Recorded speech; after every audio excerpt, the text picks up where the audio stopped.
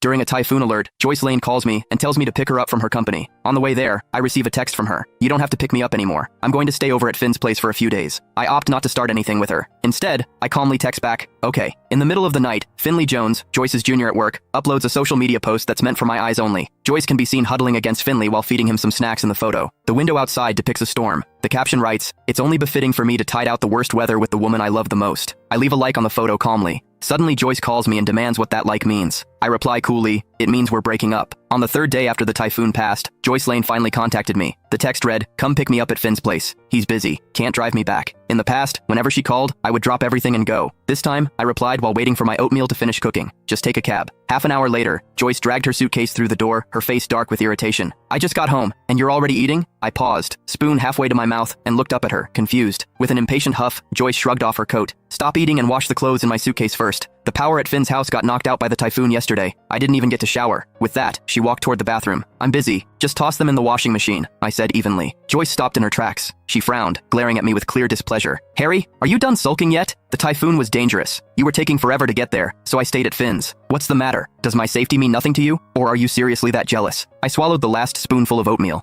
carried the bowl to the kitchen, and chose not to argue, but Joyce kept staring at me. After a moment, as if she'd figured something out, she started scolding me again. "You're still hung up over that post on my Instagram feed, aren't you? I already told you, it was just a joke. The second he saw you'd liked it, he panicked and deleted it. He even asked me to explain it to you. You're a grown man. Why are you being so petty with a youngster like him?" I almost laughed. Finley Jones was 28, only a year younger than me. Somehow in her eyes, he was a youngster, and I was a grown man. The conversation was going nowhere. I cleaned up the dishes and said calmly, "I really don't have time to wash your clothes. I'm heading out." Joyce looked surprised. Normally, I would have argued back by now. Instead, I stayed perfectly calm. Her expression shifted again and again. Just as I stepped out of the living room, she suddenly walked up and kissed me. "There. Happy now?" Joyce shot me a proud, almost smug look, as if my emotions were entirely under her control. I instinctively pushed her away. A wave of nausea hit me. Even when Joyce was in the wrong, Joyce had never stooped to this, never tried to coax me with a kiss. Yet here she was, doing it for Finley's sake. Judging by the looks of it, whatever could have happened between them in those 3 days probably did. I casually wiped my face and headed to the door to change my shoes. Joyce stared at me in disbelief. "Harry, what's that supposed to mean? Are you disgusted with me?" "No," I replied. "Just a bit of a germaphobe."